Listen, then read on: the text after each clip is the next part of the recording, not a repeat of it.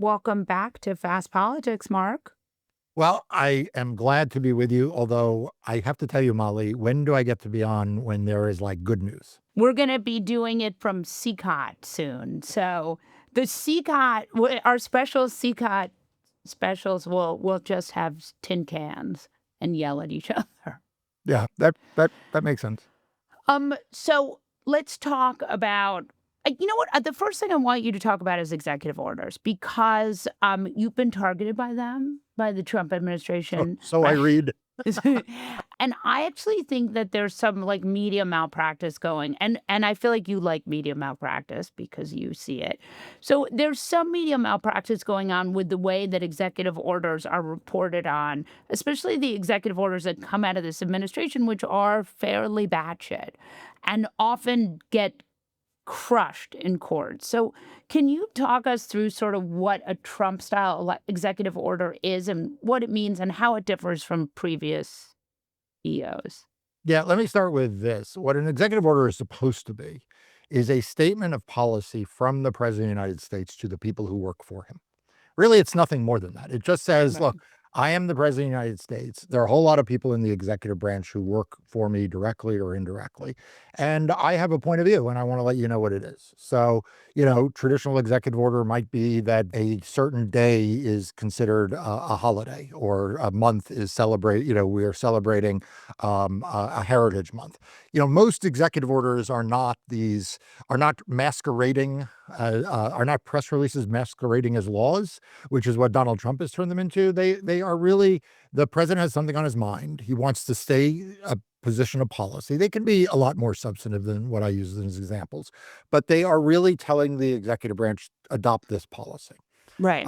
What is different about the Trump executive orders is that he wants them to be the laws. He wants to say that what he says has the force of law. And between a law and an executive order, you actually have a lot of ground to cover, right? You have A lot.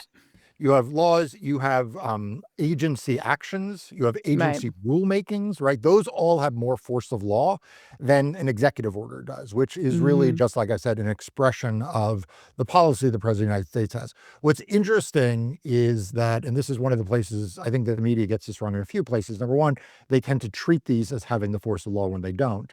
But the second is there are a number of places where the president could be governing through law. He actually could Right. get his Republican colleague, his Republican cronies in Congress to pass a law, or he could be governing through agency actions. He controls a lot of these agencies and he could A have the lot. agencies take actions.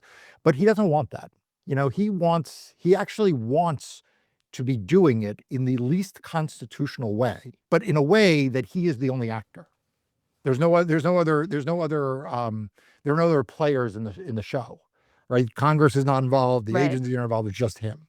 And I think the media misses that point also. Right. So, for example, the executive orders, I now order that, I mean, the ones that I think you've been targeted by one or two. I too. Two. I mean, don't be modest here. So they're not laws. I think it's important. So when we talk about the law firms that cowered and went along with Trumpism, those guys were also targeted by executive orders. Talk me through that. Yeah. So these law firms that capitulated really, just were cowards because here's the thing. The president issues an executive order and all of the ones targeting law firms basically had the same components. Number one, Right. it says that you can't have any government contracts. Okay. So most law firms honestly don't have government contracts. Right. So, like, not a huge deal. Right. But it's not clear that the president actually can do that because the government Right. contracts are issued by agencies. Right. Number one. Number two, they say that you can't enter government buildings or talk on the phone with government uh, members, people who work in the federal government. One of the few humorous moments in any of these court proceedings was when the first of these was challenged in court and the law firm affected that was suing showed up.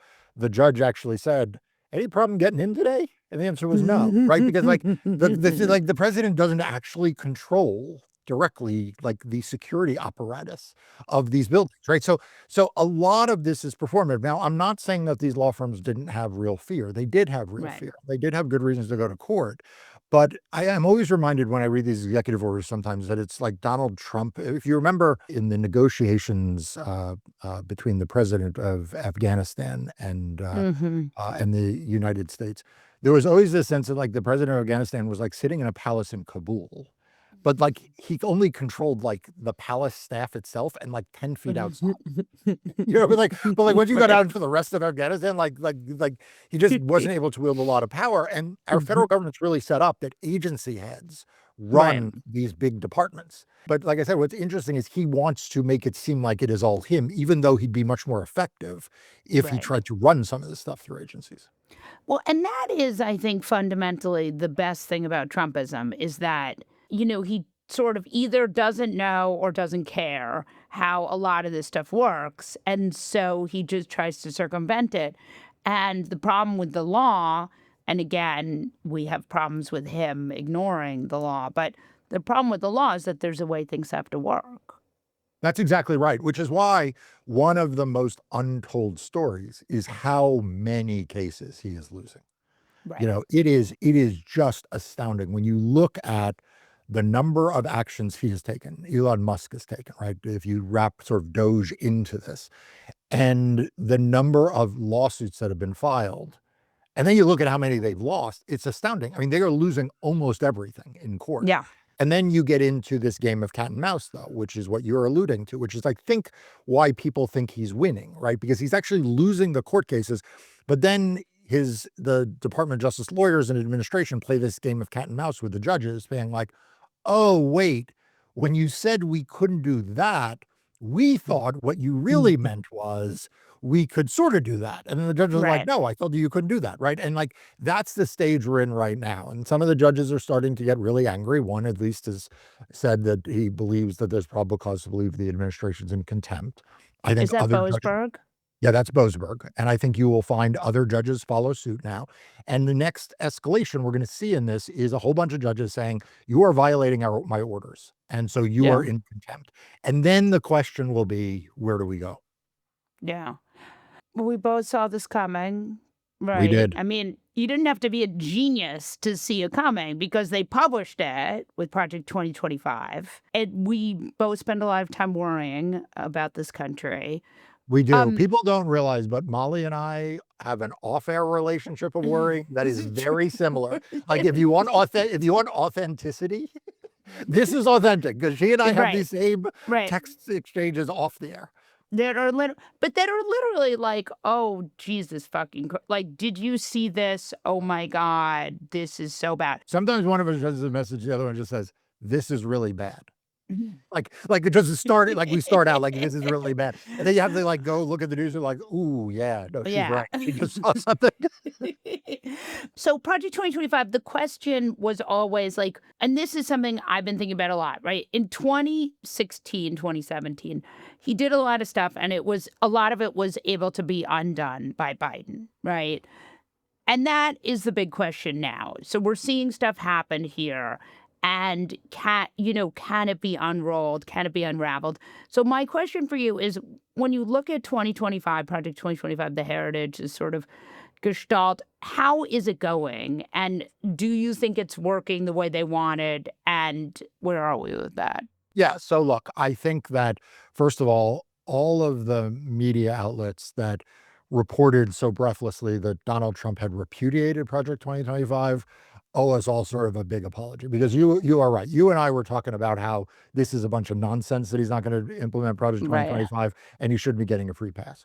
So they are Right. implementing it. They're implementing it. I think that the places where it is going better for them than expected is that a lot of the large institutions of US society, including the law firms, including the business community, the billionaire class, a lot of them are caving.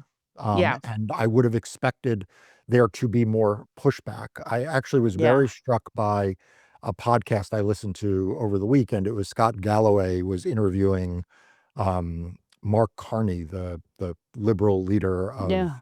out in Canada. Canada. And he said,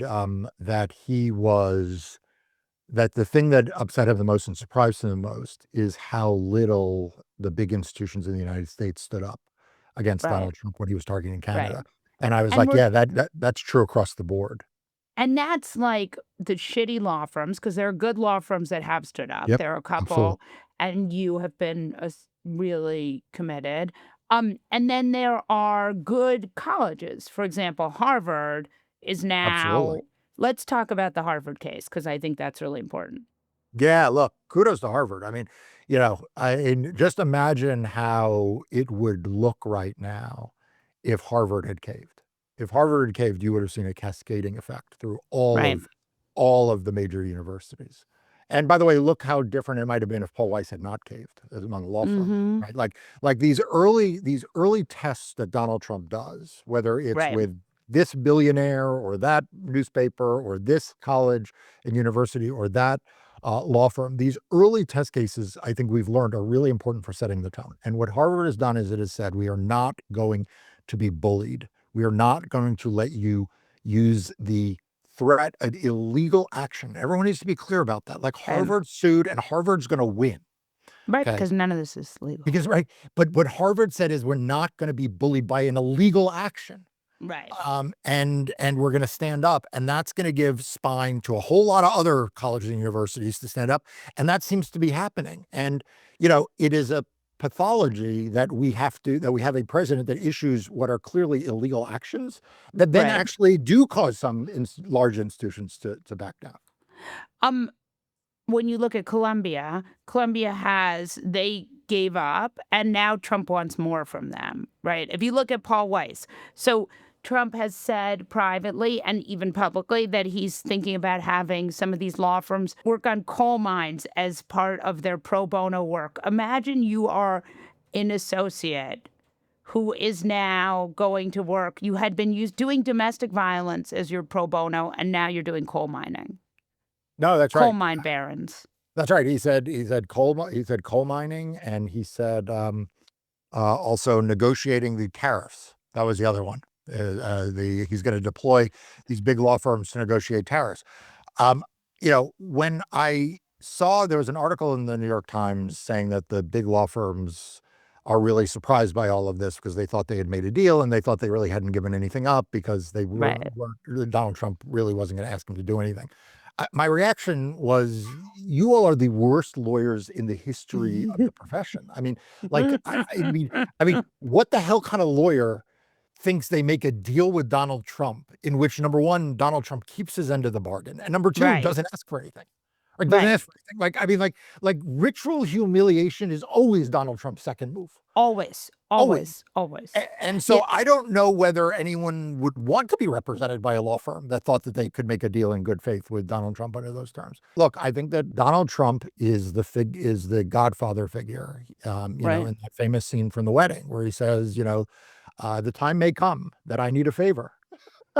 He always needs a favor. Yeah. Right? And Donald Trump's not going to want to hear a whole lot about like what that associate cares about. You know what I mean?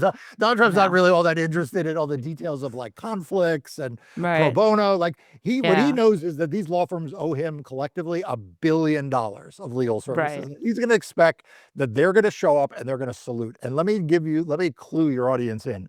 They are going to show up and they are going to salute because none of them are going to be willing, having capitulated once, none of them are going to be willing now to bear the brunt of what round two would look like. So crazy. Explain to me about the SAVE Act. Yeah. So the SAVE Act is the Republicans' new and improved voter suppression law. This is a bill that they want to pass through Congress. It's passed through the Republican House. It's likely dead in the U.S. Senate as long as Republicans don't break the filibuster or somehow illegally try to put this into reconciliation. Democrats won't vote for it. But effectively, what it does a handful of things. But the headline item that everyone really needs to pay attention to is it requires all new all new citizens are registered to prove citizenship. Now, on its face, that sounds quite reasonable, except when you think about it, it becomes quite terrifying because there are only really two documents that prove citizenship. One is an original birth certificate. The other is a passport. So the truth is, most people in America don't have passports. And most people don't Right. have passports in the United States either because it costs money or, as I point out, because they're not traveling someplace to need a passport. I mean, most people, if they're not going abroad, they don't just proactively get a passport. And Right. so If you don't have a passport, you are left with really one piece of paper that will solve it, and that is a original or certified copy of a birth certificate. Now, let's talk about how that could go wrong. The headline that everyone has paid attention to is what it means for married women who've changed their last name, Right. because their in that instance, their birth certificate name and their current name won't match. So a birth certificate Right. alone won't do it. Right. And how you bridge that gap is very, very unclear. Right. And I have heard story after story from women who have changed their names, not for voting purposes, for other purposes, about the challenges they have faced in getting, the state of, Michigan to recognize a marriage certificate from Maine, right? Like you get into all of these things already, Right. and this would be a much, much harder thing to overcome. So that's the thing that people have focused on. It would likely disenfranchise millions of women in that circumstance. But it has some other side on effects that I think are worth just mentioning quickly. The first is it does away with online voter registration because you can't Right. have proof of citizenship if you're registering online. It does away with mail in voter registration, right? All voter registration becomes only in person. Who does that impact? It impacts, in particular, young voters, first time registrants, minority voters. Okay. Right. What else does it do? I promise everyone I didn't do this as a test, Molly. I did this because honestly, I needed a certified copy of my birth certificate, and I was Right. born in Lenox Hill Hospital. You know that probably pretty I well. know it well. Yes. So I was looking for my original birth certificate, being born in the 1960s. I called the hospital. The hospital was like, "We don't have birth certificates. Call the New York State Vital Records." So I called New York State. New York State told me that New York City, the rest of the state is governed by the state. New York Mhm. City has its own vital records office. So I called that vital records office, to which I was told that due to COVID, now mind you, it is 2025. Due to COVID, they have decreased staffing in these offices in person, and it would be several months before they could send me a certified birth certificate, from the time period that I was born in, because it's like on microfiche or like whatever the How hell they old use. are you? I was No, born in I'm just teasing. 1969. No, I know. I'm just Right. teasing you. So that's a practical problem. But I wanna end with two final thoughts. The first is, if you are a Democrat who believes that Donald Trump is incapable of challenging the birth certificate as genuine and authentic proof that you were born in the United States, you have not been paying attention. Because Yeah. lo and behold, the former president of the United States was born in Hawaii. Barack. Barack. Right. Now, Trump may not know Hawaii is part of America, but Right. yes. No, Right. good point. And the state of Hawaii produced a raised seal copy of his birth certificate, and Donald Trump Mhm. said it was a forgery. That's Right. So, right, like, baby. right. So don't buy into the belief that this is anything other than a game that they are playing to try to make it impossible for people they don't want to be able to vote to not be able to vote. They'll just say that we don't think that birth certificate's valid. It's not from our state. We don't know. Like could be a forgery. And then finally, I'll end with this, Molly. What was the first executive order that Donald Trump signed? Do away with birthright citizenship. Why is a birth certificate proof of citizenship in this country? Because of birthright citizenship. Because automatically, if you have a US birth certificate, it proves citizenship. If Donald Trump wins on birthright citizenship, birth certificates no longer prove citizenship. That's his whole point. His whole point is being born in the United States isn't enough. So, my all I can tell you is if Republicans are telling you that this is no big deal and you believe Republicans, shame on you. If Yeah. if if you don't understand the games they are playing around voting, then I don't know what to tell you, just you're not paying attention. Mm, so true. Oy. Thank you. Thank you. Thank you. Thank you, Mark. Thank you, Molly.